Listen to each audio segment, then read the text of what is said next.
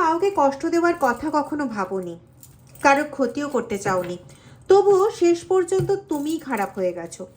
তুমি হয়তো চুপ করেছিলে কারণ তুমি ভেবেছিলে যে যারা তোমাকে চেনে তারা একদিন সত্যিটা বুঝবে, কিন্তু সেই সময়ের মধ্যেই তোমাকে নিয়ে অনেক কথা ছড়িয়ে গেল, অনেক।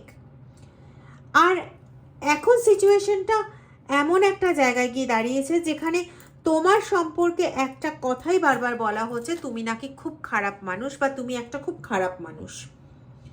কিন্তু সত্যিই কি তুমি খারাপ, নাকি কেউ তোমার একটা কথা বা একটা সিচুয়েশন বা অযথা তোমার নীরবতাকে নিজের মতো করে ব্যাখ্যা করে এমন একটা গল্প তৈরি করেছে যেখানে তোমার দিকটা কেউ শুনতেই চায়নি বা শুনতে চায় না? আর এখানেই আজকে রিডিংয়ের একটা বড় টুইস্ট আছে, কারণ ওদের মনের মধ্যে চলছে কিছু একটা আর দেখাচ্ছে কিছু একটা। আজকে রিডিংয়ের এনার্জি অ্যাকচুয়ালি যেটা মেসেজ ডাউনলোড হয়েছে সেটা অনুযায়ী যে তোমাকে নিয়ে যারা কথা বলছে তাদের এই কথার আড়ালেই না তাদের নিজেদের একটা ভয়, একটা ইনসিকিউরিটি, অথবা তাদের নিজেদের কিছু হিডেন উদ্দেশ্য থাকতে পারে যেটা পুরোপুরি গোপনীয় কিছু উদ্দেশ্য থাকতে পারে। ঠিক আছে, রিডিংটা শেষ পর্যন্ত শোনার অনুরোধ রইল। আগেই বলি রিডিংটা টাইমলেস, রিডিংটা জেনারেল, রিডিংটা জেন্ডার স্পেসিফিক নয়, সমস্ত জোডিয়াক সাইনের সমস্ত ধরনের মানুষের জন্য রিডিং। ওকে, আর দ্বিতীয় কথা হচ্ছে, যারা আমার থেকে পার্সোনাল রিডিং নিতে চাইছো বা বাথ অয়েল সম্পর্কে জানতে চাইছো বা যেগুলো আসছে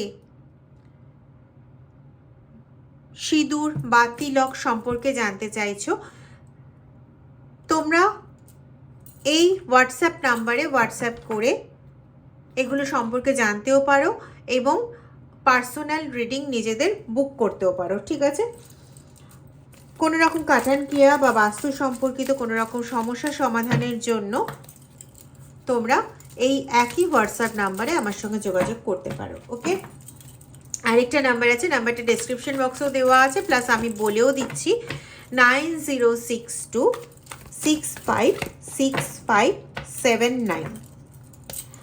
আর যদি এই ধরনের স্পিরিচুয়াল গাইডেন্স, পজিটিভ এনার্জির সঙ্গে কানেক্টেড থাকতে চাও তাহলে প্লিজ চ্যানেলটা সাবস্ক্রাইব করো, লাইক বাটন প্রেস করে রেখো, লাইক প্রেস করে হাইপ বাটন প্রেস করতে প্লিজ ভুলো না, কমেন্ট অবশ্যই করবে। আর যারা চ্যানেলে মেম্বারশিপ নিচ্ছ বা চ্যানেলে যারা ডোনেট করছো তাদের জন্য তো আলাদা মেসেজ থাকে। তো যারা চ্যানেলে মেম্বারশিপ নিচ্ছ প্লিজ আমাকে হোয়াটসঅ্যাপ নাম্বারে SMS করে সেটা জানাবে, আমি তোমাদের একটা ডেলি গাইডেন্সের বেসিসে একটা অবশ্যই গাইডেন্স ফ্রিতে দেব। ওকে, আর যারা চ্যানেলে ডোনেট করছো তারা তো পেয়েই থাকো, তোমরা জানোই। ওকে, তো চলো এবার রিডিংয়ে ঢুকবো। প্লিজ যারা চ্যানেলটা সাবস্ক্রাইব করোনি তারা প্লিজ চ্যানেলটা সাবস্ক্রাইব করে বেল আইকন প্রেস করে দিও। ওকে, নেক্সট চলে আসি এবার রিডিংয়ে। এখানে যে কার্ডগুলো আসছে, ফার্স্ট হচ্ছে রিবার্থ, সেকেন্ড হচ্ছে মরালিটি, থার্ড হচ্ছে সাপ্রেশন, ফোর্থ হচ্ছে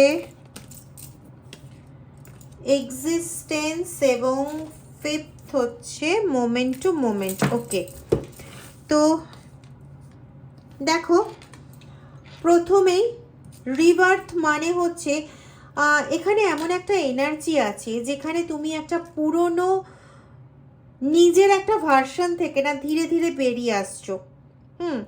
তোমাকে যেরকমভাবে দেখে ওরা অভ্যস্ত যে তোমাকে যা খুশি তাই বলা যায়, যা খুশি তাই করা যায়, তুমি ওই লোকের আড়ালে কোনায় গিয়ে কাঁদবে, তারপরে বেরিয়ে এসে মাথা নিচু করে যে কাজ বলবে সে কাজই করবে, যেভাবে বলবে সেভাবে চলবে, বা ভয় দেখালে ভয় পেয়ে কোনো কিছু আর কিছু বলার আর জায়গায় থাকবে না।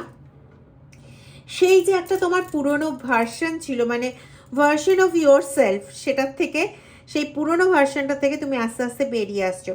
মানে হয়তো আগে ছিল যে তুমি অনেক কিছুই চুপচাপ মেনে নিতে, কেউ কিছু বললে কোনো উত্তর দিতে না, কেউ তোমাকে ভুল বুঝলেও ভাবতে থাক সময়ের সঙ্গে সঙ্গে সব ঠিক হয়ে যাবে। কিন্তু তুমি না এখন আর ঠিক সেই আগের মতোটা নেই। তুমি কিছু জিনিস বুঝতে শুরু করেছো, কিছু মানুষকে নতুন চোখে দেখতে শুরু করেছো, আর সবচেয়ে বড় কথা নিজের যে বাউন্ডারি সেটা সম্পর্কে সচেতন হতে শুরু করেছো।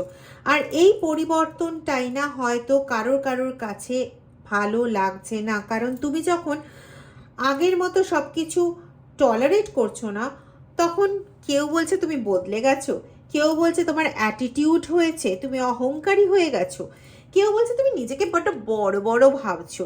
মানে সবার তোমাকে নিয়ে বক্তব্য, কিন্তু তোমার সামনে এসে কেউ কিছু বলতে পারছে না। ব্যাপারটা হচ্ছে এটা, তোমার পেছনে সবাই প্যান প্যান করছে বা যাই হোক বিভিন্ন রকম বক্তব্য পেশ করছে, আর ধীরে ধীরে না সেই কথাগুলো থেকেই একটা ইমেজ তৈরি হয়ে যেতে পারে যে তুমি খুব খারাপ, এবং এখানে সেটাই হচ্ছে।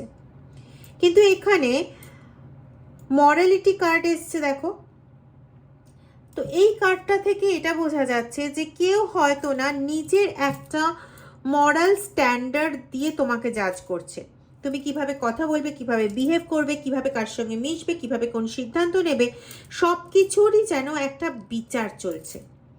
কিন্তু সমস্যা হচ্ছে যে মানুষ তোমার পুরো গল্পটা জানে না, সে তোমার একটা মুহূর্ত দেখে তোমার পুরো ক্যারেক্টারের অ্যানালিসিস করবে। এটা কি সম্ভব? এখানে নেক্সট হচ্ছে সাপ্রেশনের কার্ড, যেটা খুব স্ট্রং হয়ে যাচ্ছে, কারণ তুমি হয়তো অনেক কথা বলতে চেয়েও বলনি। অনেকবার মনে হয়েছে যে একবার যদি আমি সব সত্যিটা বলে দিই, একবার যদি আমি সবাইকে আসল ঘটনাটা বুঝিয়ে দিই, কিন্তু তুমি থেমে গেছো। যতবার ভেবেছো ততবার তুমি থেমে গেছো। হয়তো সম্পর্ক একদম শেষ হয়ে যাবে বা সম্পর্ক নষ্ট হবে এটা ভেবে, হয়তো ফ্যামিলিগত সিচুয়েশনের কথা ভেবে, হয়তো তুমি চাওই না, কারণ তোমার স্বভাবটা ভীষণ শান্ত, তুমি এত ঝুটঝামেলা ভালোবাসো না, তো তুমি চাওই নি যে আরো ঝামেলা তৈরি হোক। তুমি নিজের কথাগুলোকে নিজের মধ্যে আটকে রেখেছো, আর একটা সময়ের পরে সেই না বলা যে কথাগুলো, সেগুলোই না তোমার ভেতরে একটা প্রশ্ন জাগিয়েছে যে আমি কি সত্যিই ভুল। এই জায়গাটাতেই আমি না একটা কথা তোমাকে বলতে চাই। এই রিডিংটা যদি তোমার পার্সোনাল সিচুয়েশনের সঙ্গে খুব স্ট্রংলি কানেক্ট করে থাকে, তাহলে নিজের সিচুয়েশনটা নিয়ে আলাদা করে কিন্তু তুমি জানতে পারো। কালেকটিভ রিডিংয়ে আমরা একটা জেনারেল ঘটনা দেখি, হ্যাঁ অবশ্যই এখানে রিডিং তোমার সঙ্গে 90 থেকে 99% পর্যন্ত ম্যাচ করতে পারে, বাকি পোর্শনটা তুমি চাইলে পরে পার্সোনাল রিডিংয়ের মাধ্যমে জানতে পারো।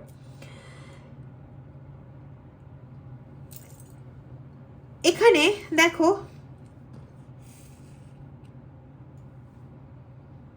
এক্সিস্টেন্স আছে এবং মোমেন্ট টু মোমেন্ট আছে, মুভমেন্টের কার্ড আছে। সো এখানে এক্সিস্টেন্ট কার্ডটা যেন তোমাকে খুব একটা সিম্পল কিন্তু পাওয়ারফুল একটা কথা মনে করিয়ে দিচ্ছে যে তুমি না কোনো আরেকটা মানুষের তৈরি করা কোনো ওপিনিয়ন নাও, তুমি তোমার একটা নিজের এক্সিস্টেন্স, তোমার একটা নিজের এক্সিস্টেন্স আছে। কেউ তোমাকে যেভাবে ক্যারেক্টারাইজ করবে, কেউ তোমাকে যেভাবে পিকচারাইজড করবে, তুমি সেই আঁকা ছবিটি নও। তোমাকে কেউ বলে দিল তুমি খারাপ, মানে তুমি খারাপ হয়ে গেলে, মানে তোমার কোনো নিজস্বতা নেই, তোমার কোনো এক্সিস্টেন্স নেই, এরকমটা নিজেকে ভাবা ছেড়ে দাও। ইউনিভার্স কিন্তু এটাই চাইছে। কেউ তোমাকে ভালো বললে তুমি ভালো, আবার কেউ তোমাকে খারাপ বললে তুমি খারাপ হয়ে যাবে, এটা নয়। তোমার সত্যিটা তোমার নিজের। এই মুহূর্তে না তোমার সবচেয়ে বড় কাজ হতে পারে অতীতের প্রতিটা কথা দিয়ে নিজেকে বিচার না করে এখন তুমি কি অনুভব করছো, কি রিয়েলাইজ করছো, কি বুঝতে পারছো, সেটার দিকে মন দাও। কারণ একটা সময় আসতে পারে যখন তুমি পেছনে ফিরে দেখবে যে আমি যেটাকে আমার দুর্বলতা ভেবেছিলাম, সেটাই আসলে আমার ট্রান্সফরমেশনে বা আমার চরম রূপান্তরের একটা শুরু ছিল। আর এখান থেকেই না রিডিংটার যে মেন জায়গাটা সেটা আরও কোথাও যেন গভীর হয়ে যাচ্ছে। এবার দেখব কি বক্তব্য আর উঠে আসে। Please stay with me. দেখা যাক কার্ড কি বলছে। 5টা কার্ড নেব। Okay, innocence, stress, the fool, clinging to the past, and the last one is harmony. Okay, okay.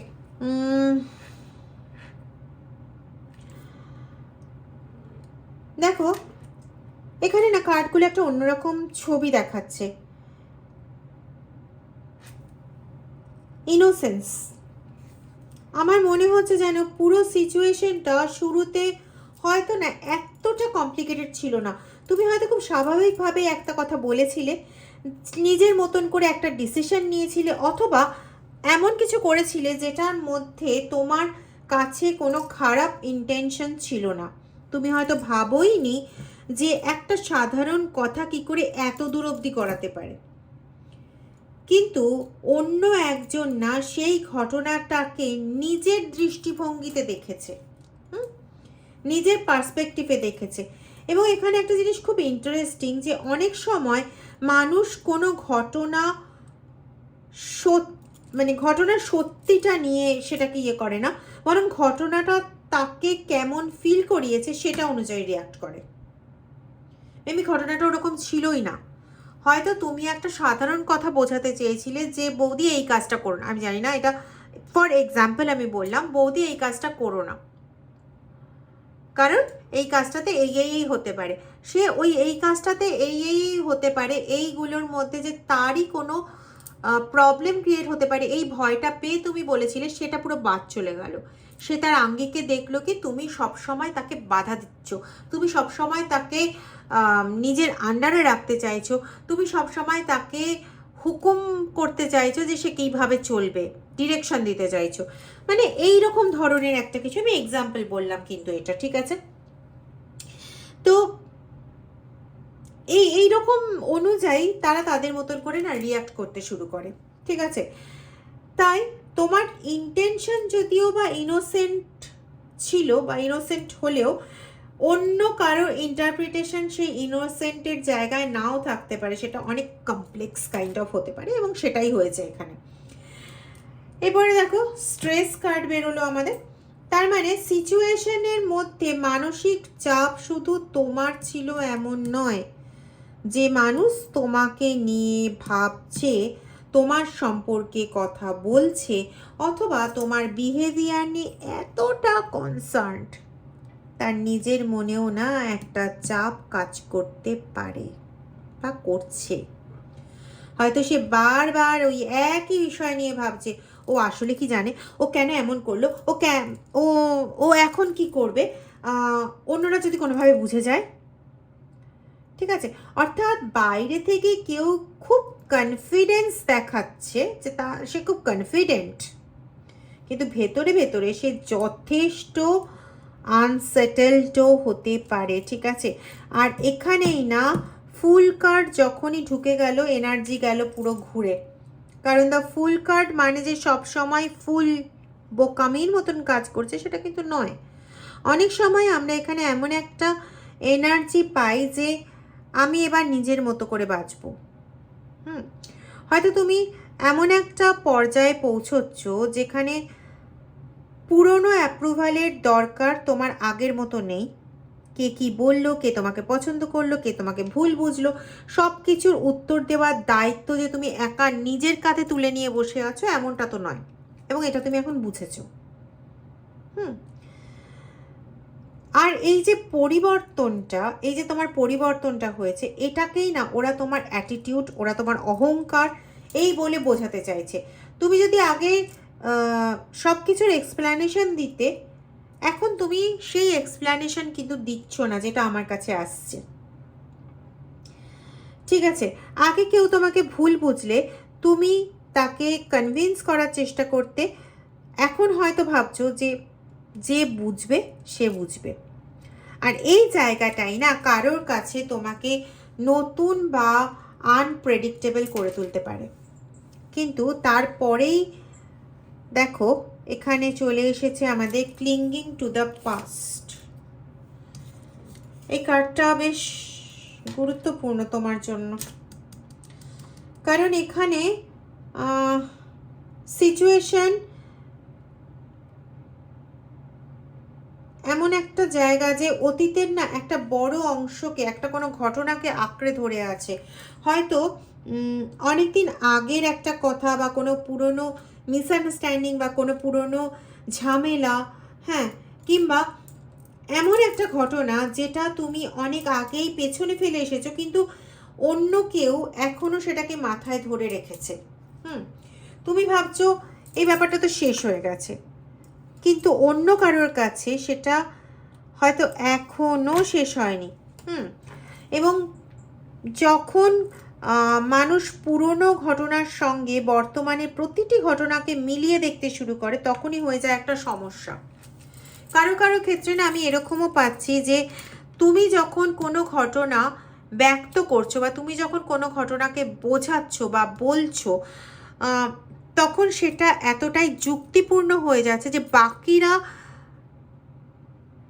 সেটা বিশ্বাস করছে, তোমাকে বিশ্বাস করছে, তোমার কথাকে বিশ্বাস করছে। কিন্তু যারা চায় যে তুমি তাদের মাঝে অতটা গুরুত্বপূর্ণ হয়ে উঠবে না, তারা তোমার সঙ্গে পাস্টে ঘটে যাওয়া কোনো ঘটনাকে এমনভাবেই তুলে সামনে নিয়ে আসছে যাতে তুমি সেই পাস্টের ঘটনার মধ্যে আটকে যেতে বাধ্য হও, এবং নতুন ঘটনাটা যাতে তাদের সামনে এতটা প্রমিনেন্টলি না আসতে পারে, বা তুমি যেটা বলার চেষ্টা করছো, যেটা বোঝানোর চেষ্টা করছো, যে দৃষ্টিভঙ্গিতে মানুষকে দেখানোর চেষ্টা করছো যে আমি কিন্তু আসলে এটা করতে চাইনি, আমি আসলে এটা করতে চেয়েছি, বা এমনি দেখো তুমি এমনি কোনো কিছু কারোর সামনে ব্যাখ্যা করো না, এখন ছেড়ে দিয়েছো।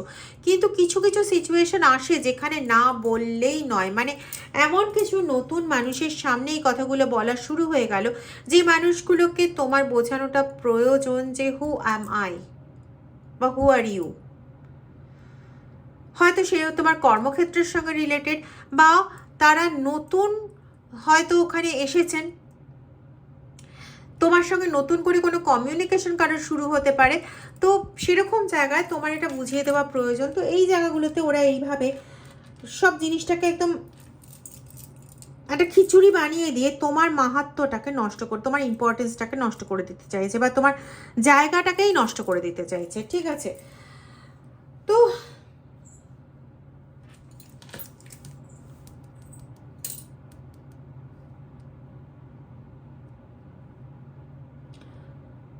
যখন না পুরনো কোনো ঘটনার সঙ্গে বর্তমানের প্রতিটা ঘটনাকে মিলিয়ে দেখা শুরু হয়ে যায় না, তখন বর্তমানে মানুষটাকে আর বর্তমানের অবস্থায় দেখা যায় না, তাকে দেখতে হয় ওই পুরনো ছবিটার ভেতর দিয়ে। সেই কারণেই হয়তো তুমি আজকে যেটাই করো, যাই করো না কেন, কেউ সেটার মধ্যে না আগের কোনো ঘটনার ছায়া খুঁজে পাচ্ছে, এটাও হতে পারে। তুমি একটা সাধারণ কথা বললে, তার মনে পড়ছে পুরনো কোনো কথা, তুমি চুপ করলে সে ভাবছে তুমি আবার কিছু করছো, তুমি নিজের মতো করে থাকতে চাইলে সে ভাবছে তুমি বদলে গেছো। অর্থাৎ তুমি বর্তমানে আছো, কিন্তু কেউ হয়তো তোমাকে এখনো অতীতের জায়গা থেকেই বিচার করে চলেছে। আর লাস্ট হচ্ছে এক্ষেত্রে এসেছে হারমোনি।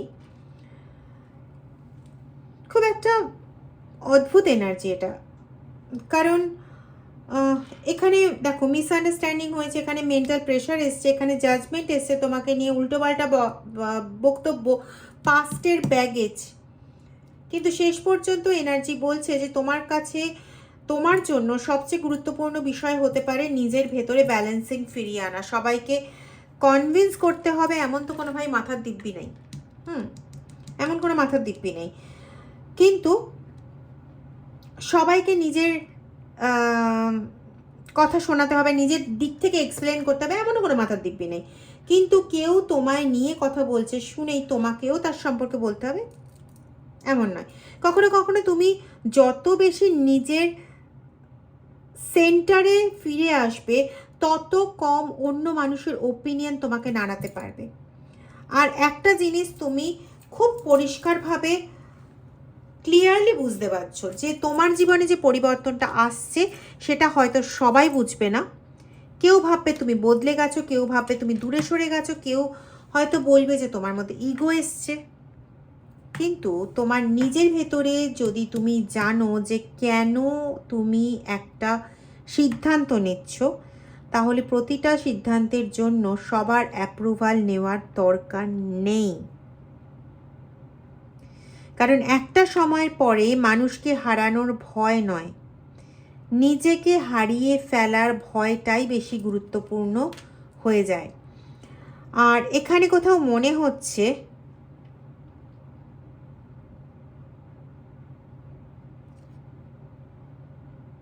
তোমাকে নিয়ে যারা এত ভাবছে তারা আসলে কি নিয়ে এতটা কানেক্টেড, এটা জানার খুব প্রয়োজন।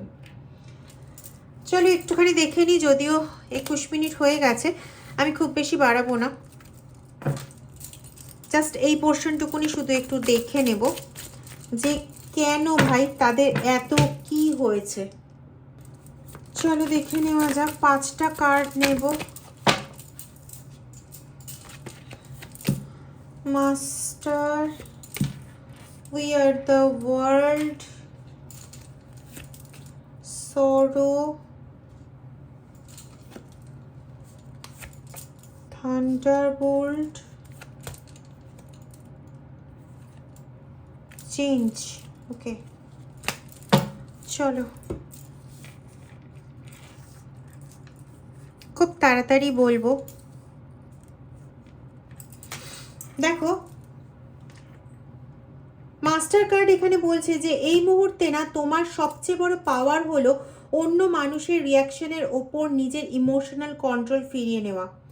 কারণ এতক্ষণ ধরে অন্যরা কি বলছে, কে কি ভাবছে, কে তোমাকে কিভাবে দেখছে, এই বিষয়গুলোই যেন তোমার এনার্জির একটা বড় অংশ দখল করে রেখেছিল। কিন্তু এখানে তোমার নিজের গল্পের কন্ট্রোলটা আবার তোমার হাতেই ফিরে আসছে কোথাও না কোথাও, বা এসেছে, ঠিক আছে। এবং এখানে কোথাও না একটা বড় কমপ্লিশনের এনার্জি আছে। দেখো উই আর দ্য ওয়ার্ল্ড, কোথাও একটা কমপ্লিট হচ্ছে। তুমি হয়তো এখন বুঝতে শুরু করেছো অলরেডি, বা যারা এখনো বুঝতে শুরু করোনি খুব তাড়াতাড়ি তোমরা এটা বুঝতে পারবে যে একটা নির্দিষ্ট মানুষ বা একটা নির্দিষ্ট সিচুয়েশনকে কেন্দ্র করে নিজের পুরো জীবনটাকে আটকে রাখার কোনো মানেই হয় না। তোমার পৃথিবী তার থেকে অনেক বড়। যারা তোমাকে বুঝবে তারা থাকবে, যারা তোমায় বুঝবে না তারা নিজের মতন দেখতে পারে। অবশ্যই তাদের ওপিনিয়ন, তাদের ভরা ভরা ওপিনিয়ন তোমার জন্য থাকবেই। তোমার পৃথিবী না, আগেও বলেছি আবারও বলছি, তোমার পৃথিবী অনেক বড়, কিন্তু তোমার জার্নি কখনো থেমে থাকবে না, যেহেতু তোমার পৃথিবীটা বড়। সরো, থান্ডারবোল্ট, চেঞ্জ। খুব অনেস্ট একটা ইমোশন দেখাচ্ছে এখানে, কারণ তুমি বাইরে থেকে যতই স্ট্রং থাকো, কোথাও একটা জায়গায় এই পুরো সিচুয়েশন তোমাকে খুব কষ্ট দিচ্ছে। তুমি বোঝানোর চেষ্টা করছো যে তুমি ভালো আছো। হয়তো সবচেয়ে বেশি কষ্ট দিয়েছে এই কারণে যে তুমি আশাই করোনি যে তোমাকে এভাবে দেখা হবে। তুমি হয়তো ভেবেছিলে যে কিছু মানুষ তোমাকে অন্তত বুঝবে, আর যখন তাদের কাছ থেকেই তুমি অন্যরকম রিয়াকশন পেয়েছো, তখন না এই হতাশাটা আসা স্বাভাবিক ছিল। এটা তোমার কাছে আরও অনেকটা বেশি না পেইনফুল হয়ে উঠেছিল।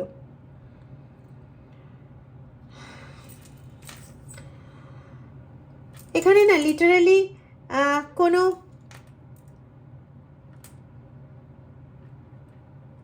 একটা বড় রকমের চেঞ্জ হয়েছে। এখানে একটা চেঞ্জিং এনার্জি আছে, মানে কে কার সঙ্গে কি বলছে, কার সামনে কিভাবে একটা বিষয় প্রেজেন্ট করা হচ্ছে, কোনো ইনফরমেশন কাকে দেওয়া হচ্ছে, এই ধরনের একটা কমপ্লিকেটেড ইন্টারাকশন। এখান থেকে একটা লেসেনও না খুব পরিষ্কার, একটা শিক্ষাও তোমার কাছে যথেষ্ট হয়েছে যে সব কথা সব জায়গায় বলা নিরাপদ নয়। কাকে কি বলছো সেটা যেমন গুরুত্বপূর্ণ, তেমন তার থেকেও বেশি গুরুত্বপূর্ণ হচ্ছে কাকে তুমি নিজের বিশ্বাসের জায়গায় রাখছো। কারণ যাকে তুমি নিজের বিশ্বাসের জায়গায় রেখেছো, লাস্ট এনার্জিটা এটা এলো, থান্ডারবোল্টের এনার্জি, এটা হচ্ছে দ্য টাওয়ার কার্ড। ঠিক আছে, তো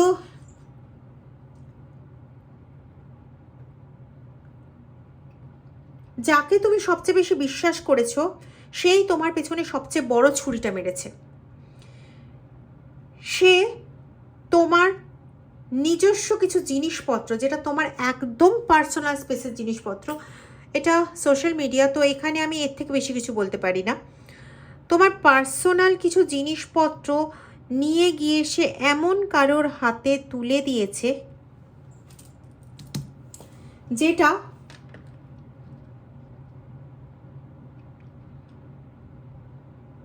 তন্ত্রমন্ত্র যন্ত্রের জন্য খুব প্রশস্ত এবং তোমাকে কমপ্লিটলি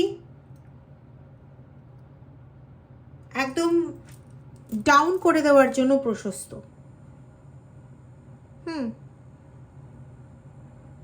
তুমি এখন খুব ভালো মতন বুঝতে পারছো যে তুমি এতদিন ভুল জায়গায় নিজের এনার্জি দিয়েছিলে।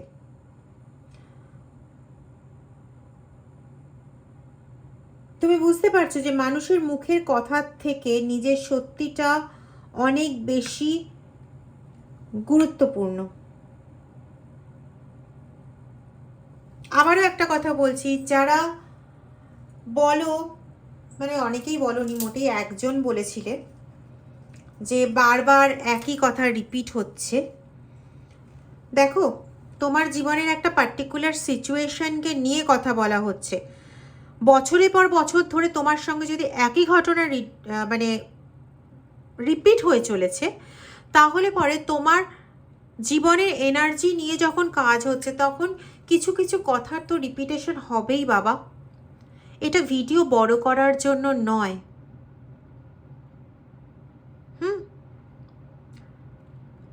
এটা জীবনের কাহিনীটা বলার জন্য।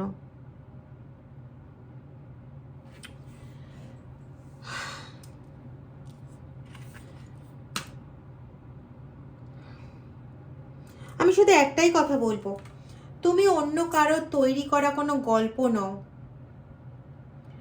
ঠিক আছে? তুমি তোমার নিজের জার্নি। আর এখানে তোমাকে সরিয়ে দেওয়ার জন্য অনেক রকম চেষ্টা হয়েছে, করেছে আগে, লাভবান হয়নি। মাঝখানে কিছুদিন আগে করেও লাভবান হয়নি। ভবিষ্যতেও হয়তো তারা কিছু প্ল্যানিংয়ে আছে, বা অনেকের ক্ষেত্রে কিন্তু তারা প্ল্যানিং করা ছেড়ে দিচ্ছে, কারণ তারাও নিজের কর্মা ফেরত পাচ্ছে। ঠিক আছে, কর্মা রিটার্নিং নিয়ে আমি কালকে আবার আসবো কিনা জানি না, চেষ্টা করব কালকে আসার। তো যাই হোক,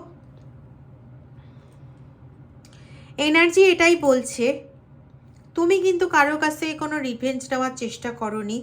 তুমি সরল বিশ্বাসে সকলকে তোমার মনের কথা বলেছো। এখন বুঝতে পারো যে এতটাও সরলতা ভালো নয়, এতটাও কিছু সঠিক নয়।